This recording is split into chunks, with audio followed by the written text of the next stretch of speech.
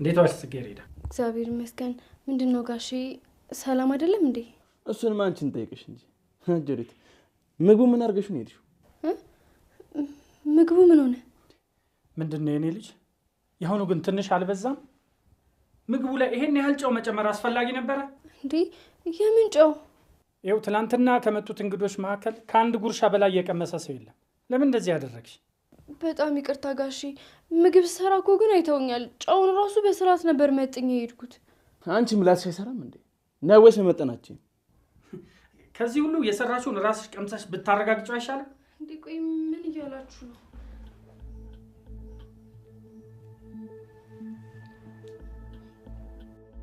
ወይኔ ጉዴ! እውነት እኔ እንደዚህ ጨው አልጨመርኩበትም ነበር እኮ። ምነው አልበዛም ጽጌረዳ? ቆይ ግን አንቺ ለምን እንደዚህ የምታረጊ? ስራውን ካልፈለግሽ እኮ መተው ትችያለሽ አይደል እንዴ? ይሄንን እድል እኮ የሚጠብቅ ስንት ሰው አለ። ምን ማለት ነው? ይኸውልሽ ጽጌረዳ፣ እየሰራሽ እንደምትማሪ ብዙ ነገሮችም እንደሚደራረቡብሽ አውቃለሁ። ከእንግዲህ በኋላ ግን ለምትሰሪያቸው ስራዎች በሙሉ ትኩረት እየሰጠሽ ስሪ። በእውነት ጋሼ አንተ እንዳሰብከው አይደለም እምላለሁ። እኔ ምንድነው ትዬ? ቆይ እኔ ምንም አልገባኝም። አይውድሽ ያንቺ ሞራል ለመጠበቅ ብላን እንጂ እስካሁን ድረስ ያልነገረችሽ እናትሽ ካንዴም ሁለቴ ራሷን ልታጠፋ ሞክራ ነበር አንቺ ልጅ እያለሽ። ምን? አዎ በወቅቱ አንቺ ልጅ ስለነበርሽ ምንም አታስታውሽም። እኔ በዛን ሰዓት ሐኪም ቤት ወስጃት የአይምሮ ሐኪሞች ያከማት ነው ዛሬ እንደዚህ የምታያት። የምርሽ ነው ትዬ? አደራ። እኔ ግን ላንቺ ምነግርሽ እናትሽ ላንቺ ምን ያህል ዋጋ ከፍላ እንዳሳደገችሽ እንድታውቂ ነው እንጂ ይሄ ነገር ከእኔና ካንቺ እንዳይወጣ። እሺ። ሌላው ደግሞ ማወቅ ያለብሽ ነገር እናትሽ የነገረችሽን ነገር እምቢና እሷን የሚያሳዝን ነገር ካደረግሽ እናትሽን በህይወት አታገኛትም፣ ራሷን ታጠፋለች። እሺ ገብቶኛል ትዬ፣ በደንብ ገብቶኛል። አደራ ታዲያ ጽጌረዳ ይሄንን ነገር ከኔና ካንቺ ውጭ ማንም እንዳያውቅ። አረ ችግር የለውም። ላስቸግርሽ?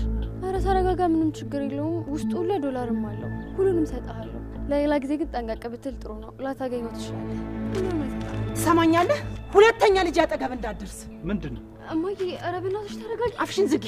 እውነት እሷን የምታከብራት ቢሆን ኑሮ እናቴ ተብሎ ሴት የተደረገ ቁጥር አታነሳም ነበረ። እማዬ ምን ሆነሻል? ለመረጋጋት ሞክሪ እንጂ። በይ አንቺ ምን ነው ጎረምሳሽን ስለተናገርኩብሽ አበሳጨሽ እንዴ?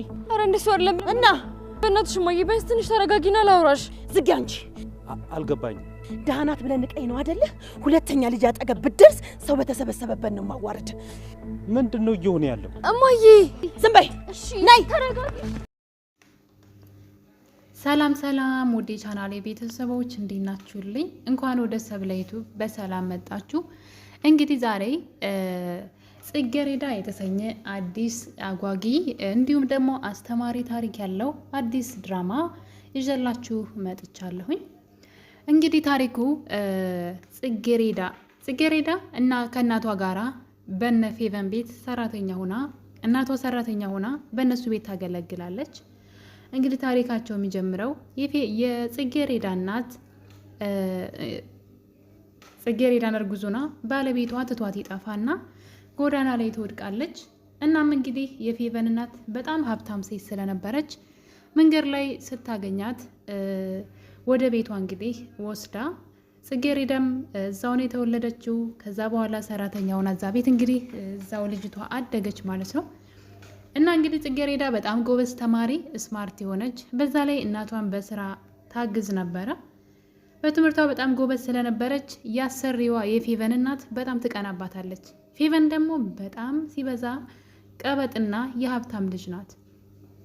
በትምህርቷ ደግሞ ደካማ ናት።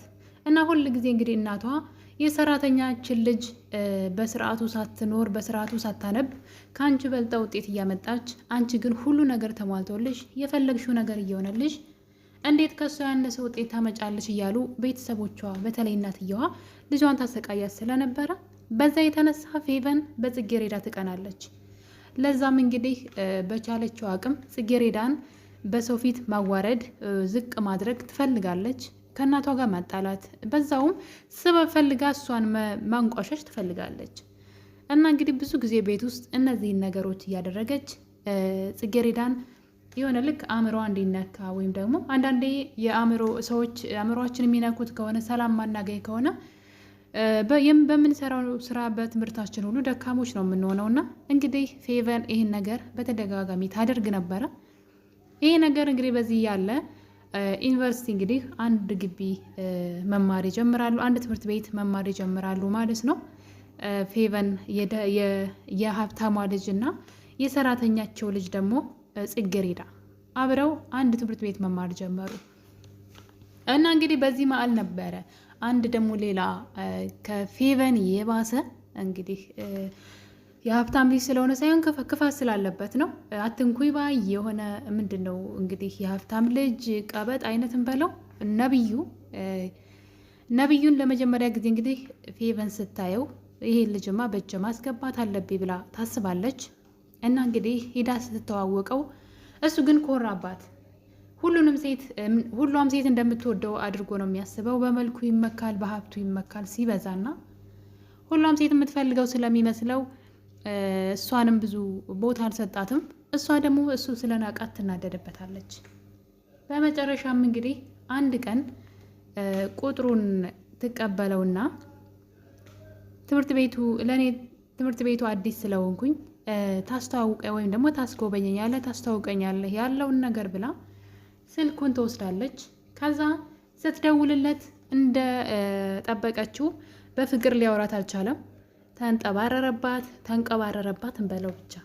በዚህ ሰዓት እንግዲህ ፌቨን በጣም በነብዩ ትናደድና ስልኳን እንግዲህ ቸው ብሎ ይዘጋባታል። ስትደውልም አላነሳ ሲል ወደ ጽጌሬዳ ትሄድና ስልኳን እንድትሰጣት የሆነ ሰው ጋር ቴክስት እንድታደርግበት ጠይቃታለች። እናም እንግዲህ የጽጌሬዳን ስልክ ወስዳ ፌቨን ማለት ነው ወደ ነብዩ ስልክ ነበረ ቴክስት የላከችው። እንዴት ይንቀኛም ብላ ሰራልሃለሁ ባልሰራልህ ወዮልህ የሚል ማስፈራሪያ ጭምር ያለው ጽሁፍ ቴክስት ነበር የላከችለት። እናም እንግዲህ በቀጣይ ቀን ጽጌሬዳ አገር ሰላም ብላ ወደ ትምህርት ቤት ትሄዳለች። ትምህርት ቤት ስትሄድ እንግዲህ የነብዩ ጓደኛ ከጽጌሬዳ ጋር ይቀራረባል። ነብዩ ደግሞ ፌቨን ጋር ያው እሱ ባይፈልጋትም እሷ ግን እሱን ለማጥመድ እየሞከረች ነበር። ለዛም ነው እንግዲህ በጽጌሬዳ ስልክ ቴክስት የጻፈችለት ሰራልሃለሁ፣ ታየኛለህ፣ ማንም ወንድ እኔን እምቢ ብሎኝ አያውቅም በማለት ማለት ነው። እና አብረው ከጓደኛው ጋር እያወሩ እያለ ድንገት ጽጌሬዳ ትመጣለች። ነብዩም ማታ ላይ በስልክ ስላስፈራራችው ልጅ ለጓደኛው እየነገረው ነበረ። እስኪ ስልኳ ላይ ሞክርላት ብሎ ስልኳ ላይ ሲደውል ጽጌሬዳ አጠገቡ ስለነበረች ስልኳ ይጠራል። ማስፈራሪያ ዛቻ የተላከበት ቴክስት የእሷ ስልክ ስለነበረ እናም እንግዲህ ለምን ነበረ እንደዚህ ብለሽ የጻፍሽው ብሎ ከእሷ ጋር እንግዲህ ሰጣ ገባ ይገባሉ። እሷ ደግሞ በጣም ስርዓት ያላት ልጅ ናት። ማንም ሰው ያለ ምክንያት እንዲነካት አትፈልግም ጽጌሬዳ። እና እንግዲህ በዚህ መሀል ሁለቱ ይጣላሉ። እሷ የምታውቀው ታሪክ የለም ስለ ቴክስቱ። እሱ ግን እንዴት እንደዚህ ታደርጊያለሽ ብሎ ከእሷ ጋር እልህ ይጋባል ማለት ነው። እንግዲህ ይህ ነገር በዚህ እያለ ነው ሌላ ነገር የተፈጠረው። ጽጌሬዳ እናቷን ከትምህርቷ ውጪ እናቷን ሌላ ቤት እየሰራች ማለት ነው። ከትምህርቷ መልስና ቀድማ ከትምህርቷ በፊት ሰው ቤት እየሰራች የትምህርት ቤቷን ክፍያ፣ ልብሷን፣ ብቻ እንደዚህ አይነት ነገሮችን አንዳንድ ወጪዎችን በራሷ ለመሸፈን ትሞክራለች። እናቷን ለማገዝ ፈልጋ ነው። እና ሰው ቤት ተቀጥራ የምትሰራበት ቤት እንግዲህ አንድ ቀን ምግብ እየሰራች ሳሎን ውስጥ ቁጭ ብላ ያለ ድንገት የነብዩ ማለት የነብዩ አባት ቤት ነበር የምትሰራውና ነብዩ ይመጣል። ነብዩ እንግዲህ ትምህርት ቤት በተደጋጋሚ ተጣልተው እሰራልሻለሁ እያለ ሲፎክርባት የነበረው ልጅ ነው። እናም እንግዲህ በጣም ትደነግጣለች። እነ ነብዩ ቤት ነበር ተቀጥራ ስትሰራ የነበረው። እሷ አላወቀችም። ምክንያቱም ስትመጣ ይተኛል፣ ስትሄድ ነው የሚነሳው። ማታ ስትመጣ ደግሞ እሱ ትምህርት ቤት ስለሚሆን እሱ እዛ ቤት እንደሚኖር አላወቀችም። በመጨረሻም እንግዲህ ሁለቱም ይገናኛሉ ማለት ነው። እሱም እነሱ ቤት እንደምትሰራ ሲያውቅ የበለጠ እንደውም እሷን ለመበቀል አመች ጊዜ አገኘ።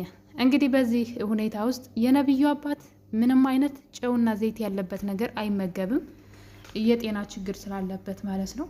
ጽጌሬዳም እንግዲህ ስለምታውቅ ለነብዩ አባት እነዚህ ነገሮች በጥንቃቄ ነው የምትሰራው። ነገር ግን ነብዩ እነሱ ቤት እሷ ተቀጥራ እንደሆነ እሷ እንደተቀጠረች ካወቀ በኋላ እሷን እንግዲህ ቤት ውስጥ ነው መበቀል የጀመረው። የምትሰራው ምግብ ላይ አባቱ የማይበላውን ጨውና ዘይት በመጨመር በአባቱ ፊት እንድትዋረድ እያደረጋት ይገኛል በተደጋጋሚ። ይህ አልበቃ ብሎት እንግዲህ ጽጌሬዳ በትምህርቷ ጎበዝ፣ ለእናቷ የምታስብ ስርዓት ያላት ተወዳጅ ልጅ ናት። ነገር ግን ፌቨንም ብትሆን በእሷ ትቀናለች። እናም በመጨረሻ ምንድን ነው የተፈጠረው? እንግዲህ አንድ ቀን ጽጌሬዳ ኪችን ውስጥ ምግብ እየሰራች ነብዩ ይመጣል። ነብዩና ፌቨን መጀመሪያ ተነጋግረው ነበረ። መጀመሪያ ተንበርክካ ይቅርታ እንድጠይቀው ካስደረገቻት በኋላ ሌላም ደግሞ ይቀረኛን በደንብ ነው የምበቀላት ሲላት፣ ስለዚህ ቤት ትሄድና እሷ ኪችን ውስጥ እየሰራች ከሆነ ወደ መኝታ ቤት ሌላ ስራ እንድሰራ ትልካትና እኔ በዛ ሰዓት ደግሞ ለጽጌሬዳ እናት ጽጌሬዳ መጥፎ ስራ እየሰራች ወይም ደግሞ ፍቅረኛ እንዳላትና እየባለገችም እንደሆነ ጭምር ነግሪያት ወደ ስልኳ ካላመንሽ ደውዪ እላታለሁ። በዛን ሰዓት አንተ ስልኩን ታነሳለህ በማለት ሁለቱ ተነጋግረው ስለነበረ ነብዩም እንግዲህ ፌቨን እንዳዘዘችው ኪችን በመሄድ ልጅቷ ምግብ እየሰራች ስለነበረ መኝታ ቤትን ሂጂ አስተካክል ይላታል። እሷም እንግዲህ ስልኳን ኪችን ትታው እንዳላት ወደ መኝታ ቤት ሄዳለች። በዚህ መሀል እንግዲህ የጽጌሬዳ እናት ፌቨን ብዙ መጥፎ ነገር ስለ ጽጌሬዳ ነገረቻት። ካላመንሽኝ አሁን ላይ ስልኳ ላይ ደውይና ምን እያረገች ከማን ጋር እንደሆነች ማጣራት ትችያለሽ ብላ እንግዲህ ትነግራታለች። ነብዩም የእሷን ስልክ እየተጠባበቀ ነበረ። በዚህ መሀል የኔ ጽጌሬዳማ ይሄን አታደርግም ብላ የጽጌሬዳ እናት ወደ ልጇ ስልክ ላይ ስትደውል ነብዩ ያነሳዋል። ነብዩም ካነሳው በኋላ እንግዲህ ማልበል ይሄ የፍቅረኛ የጽጌሬዳ ስልክ ነው፣ እኔ ፍቅረኛዋ ነኝ፣ እሷ ደግሞ ሻወር ገብታለች በማለት እናትና ልጅ ላይ እንግዲህ ጸብን ዘርተዋል ማለት ነው። አሁን ላይ የጽጌሬዳ እናት ልጇን አላምንሽም ብላ እንግዲህ ብዙ ነገሮችን እያደረገችባት ትገኛለች። ይህን ነገር ሊያመጣባት የቻለው እንግዲህ ጽጌሬዳ ቢያንስ እንኳን በድብቅ ሰው ቤት እየሰራች እንደሆነ ለእናቷ ልትነግራት ይገባል። ያለዛ ግን ፌቨንና ነብዩ እንግዲህ ነብዩ በአንድ ጊዜ አይደለም በተደጋጋሚ በምትሰራው ምግብ ላይ ጨውና ዘይት በመጨመር አባቱ እንዲጣሏት ስራዋ ላይ ችግር እንዲገጥማት እያደረገ ነው። በዚህ የተነሳ የነብዩ አባት ጥሩ ልጅ አልነበረሽ ወይ? ለምንድን ነው እንደዚህ የምታደርጊው? ስንት ጊዜ ነው የነገርኩሽ? በማለት ጭራሽ እንግዲህ እንግዳ ይመጣል እና ለእንግዳ ምግብ አዘጋጅ ብሏት እሷም ሁሉን ነገር አዘጋጅታ ወደ ቤቷ ትሄዳለች። ነገር ግን ነብዩ የተሰራው ምግብ ላይ ጨው በመጨመር እንግዶቹ ምግብ ሳይቀምሱ እንዲሄዱ አድርጓል። በዚህ የተነሳ የነብዩ አባት በጽጌሬዳ ላይ በጣም አዝነውባታል።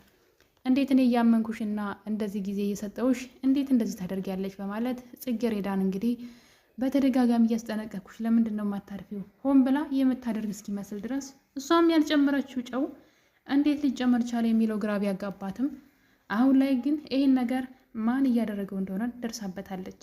እሱም ነብዩ ነው። በሌላ በኩል ደግሞ እናትየዋ እንግዲህ ጽጌሬዳ ወደ ትምህርት ቤት እየሄደች እያለ አንድ ሰው በመኪና ሊገጫት ይሞክራል ማለት ነው። ያው ሳያውቅ ነው። እናም እንግዲህ ሰውየው እሷን ወርዶ ትሪት ካደረጋት በኋላ ስራ ስለምቸኩል ካመመሽ እንኪ ቁጥሬንና ደውይልኝ አሳክምሻለሁ ብሏት ነበረ። እናም እሷን ትሪት ሲያደርግ ዋሌቱ ወድቆ ነበረ ከኪሱና እሷም እሱን ወደ ቤት ይዛው ሄዳ እናቷ ከቦርሳዋ ውስጥ ያን ዋሌት ታየዋለች። ይሄ ነው ወይ ፍቅር? ጭራሽ የወንድ ዋሌት ይዘሽ ትመጫለሽ ብላ የጽጌሬዳ እናት ጽጌሬዳ ላይ እንግዲህ ከባድ ቁጣ ስታደርስባት እያየን ነው። ይህ አልበቃ ብሎ እንግዲህ እናቷ ገበያ ደርሳ ስትመጣ ጽጌሬዳ ያን የዋሌቱን ባለቤት ሹፌሩን ማለት ነው በስልኳ ትደውልና ስልክ ሰጥቷት ስለነበረ ታገኘዋለች። ዋሌቱን ልትመልስለት ነው ሄደችው። እናም እንግዲህ ከእሱ ጋር ቁማ ዋሌቱን ስትመልስ እናቷ አይን ባይን ታያታለች። እናም የነወይ ውሽማች በማለት እንግዲህ ጽጌሬዳ ላይ በጣም ስትቀያየርባት ስትጮህባት ስትመታትም እያየን ነው። እና ጽጌሬዳ ግራ ገብቷታል። ማን ህይወቷ ላይ እንደዚህ የተጫወተ እንዳለ እንኳ የምታውቀው ታሪክ የለም። በዛ ላይ ነብዩ ስልኳን አንስቶ ለእናቷ ፍቅረኛዋ ነኝ ሻወር ቤት ናት እንዳለም እንኳ የምታውቀው ነገር የለም። እናትየዋ ለምን እንደምትናደድባትም እየነገረቻት አይደለም። እና የጽጌሬዳ ታሪክ በጣም የሚያሳዝን ታሪክ ነው።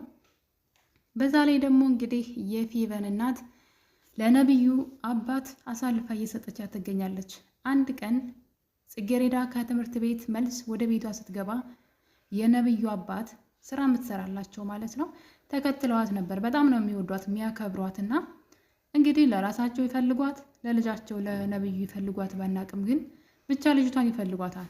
እናም እንግዲህ ጽጌረዳን እየተከታተሏት ስለነበረ ወደ ቤቷ ስትገባ ያዋታል።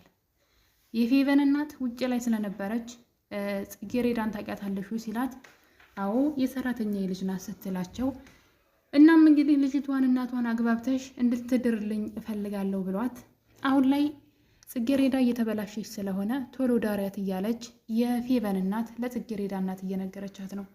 ያ ማለት እንግዲህ ጽጌረዳ በጣም ጎበዝ ታታሪ ሰራተኛና ጎበዝ ተማሪ ናት። ያንን ነገር እንግዲህ ሊያደናቅፉባት እናትና ልጅ እየሰሩ ነው። እኔ ግን ሳስበው የነብዩ አባት በእርግጠኝነት ለእሳቸው ፈልገዋት አይመስለኝም። ምክንያቱም እሷ አንዲት ፍሬ ልጅ ናት፣ እሳቸው ደግሞ በጣም ትልቅ ሰው ናቸው። ምናልባት ለልጃቸው ለነብዩ የፈለጓት ይመስለኛል። ውድ ቤተሰቦቼ ጽጌረዳ ክፍል 7 እንግዲህ በዚህ አለቀ። በቀጣይ በክፍል 8 እስከምንገናኝ ድረስ ሁላችሁንም ወዳችኋለሁ። መልካም ጊዜ